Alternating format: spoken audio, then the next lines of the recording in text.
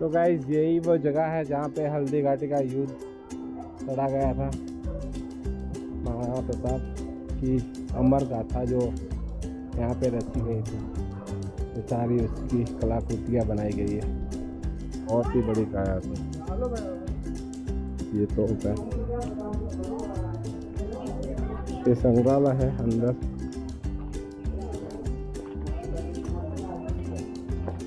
तो अभी म्यूजियम में जा रहे हैं अभी।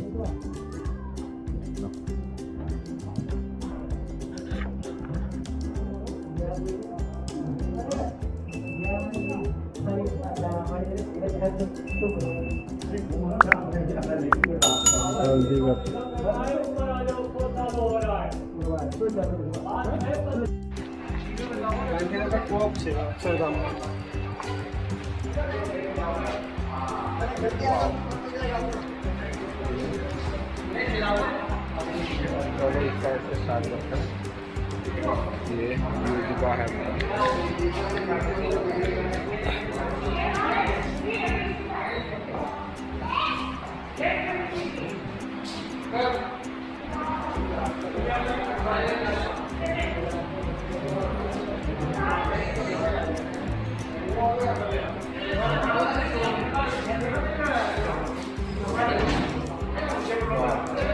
बकरी देख सकते हो, बहुत ही बड़ी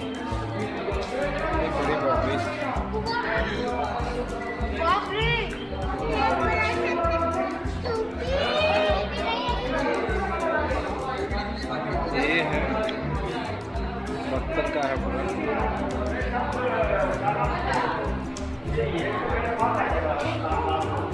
ये बाबा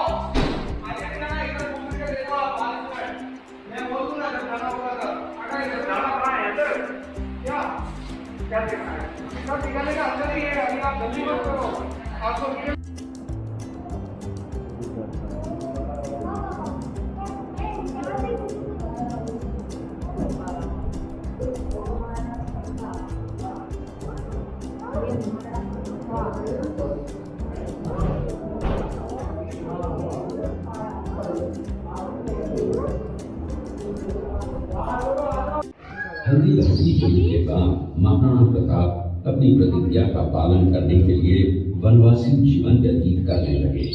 उनके पास पर्याप्त संपत्ति नहीं थी, तो उनके वित्त मंत्री भामाशाह ने अपनी सारी सुख सुविधा को छोड़कर अपने राजा को स्वयं का धन 25 लाख रुपए व राजकोष में 20,000 अशर्फियां देश के लिए अर्पित की, जिससे महाराणा प्रताप ने 12 वर्षों तक अपनी सेना को संगठित किया, सैन्य शक्ति को बढ़ाया और मेवाड़ मातृभूमि को आजाद करवाया। का प्राचीन नाम मच्छिंद्रगढ़ है। इस किले का निर्माण महाराणा कुंभा ने करवाया था। इस किले के अंदर 9 मई 1540 ईस्वी में महाराणा प्रताप का जन्म हुआ था। इस किले की ऊंचाई समुद्र तल से 3568 फीट की है। इस किले की दीवार 36 किलोमीटर तक फैली हुई है।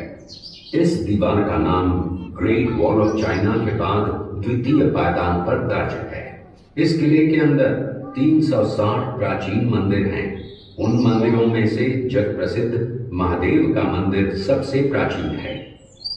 कुंभलगढ़ किला यहाँ से 65 किलोमीटर की दूरी पर है। इसी किले के अंदर महाराणा प्रताप का बचपन बीता था। इस किले की तलहटियों में महाराणा प्रताप ने अपने गुरु से शिक्षा प्राप्त की थी। ये किला 12 वर्ग किलोमीटर में फैला हुआ है।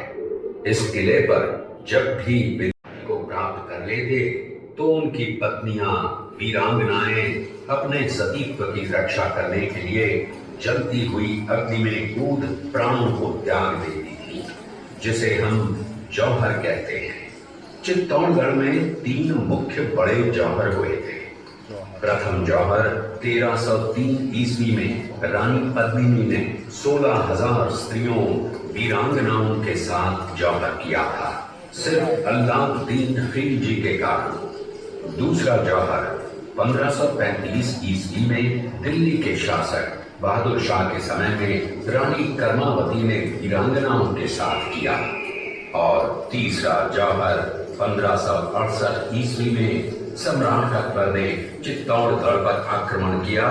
उसी समय रानी फूलकुंवरी ने 7,000 वीरांगनाओं के साथ जौहर किया। फिर भी सम्राट का मन नहीं भरा। अंत में 30,000 आम लोगों का कत्लेआम करवाना, मौत के घाट उतरवाना, ये सम्राट का वास्तविक चेहरा था। इस किले में देखने योग्य विजय स्तंभ है, कीर्ति स्तंभ, मीरा मंदिर, जैन मंदिर, कालिका माता मंदिर, भामाशाह हवेली, कुंभाश्याम मंदिर, फतेह प्रकाश महल हैं। ये किला यहाँ से 140 किलोमीटर दूरी पर है। ये देखते हुए सभी अतिथि आगे की तरफ चले। अजमेर का सूबेदार था। जब वो शेरपुर पहुंचा तब इसका पता कुंवर अमर सिंह को चला, जो महाराणा प्रताप के पुत्र थे।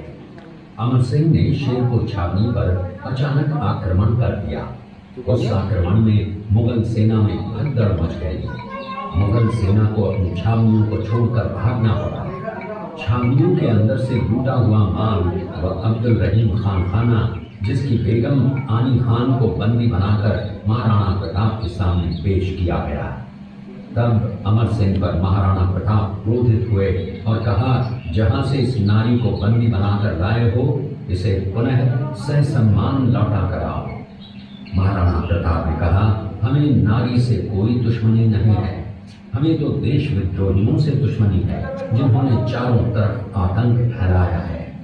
महाराणा प्रताप के आदेश का पालन करते हुए कुंवर अमर सिंह ने उस मुगल नारी को ससम्मान छावनी तक पहुंचाया। इस प्रकार महाराणा प्रताप ने अपने क्षत्रिय राजपूत धर्म का पालन किया और पराई स्त्रियों को मां, बेटी और बहन का दर्जा दिया। ये है महाराणा प्रताप।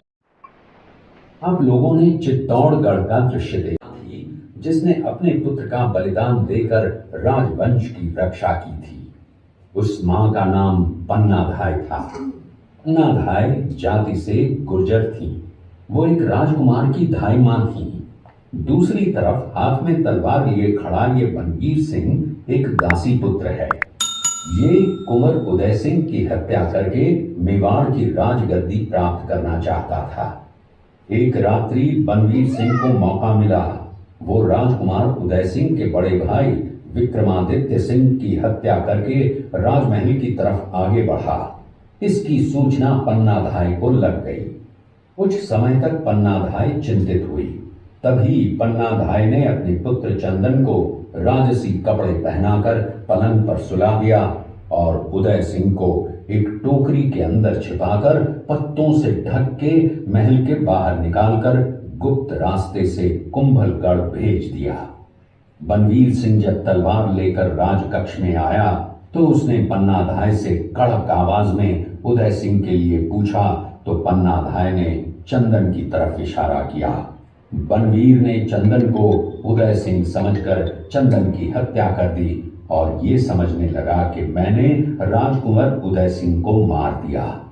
वही राजकुंवर बड़े होकर राजा बने और अपने नाम का उदयपुर नगर बसाया, जो यहाँ से 40 किलोमीटर दूर है। और उन्हीं के पुत्र महाराणा प्रताप हुए, जिन्होंने हल्दी घाटी का युद्ध लड़ा और आज हम लोग उनका इतिहास यहाँ पर देख रहे हैं। ये देखते हुए सभी अतिथि आगे की तरफ चले।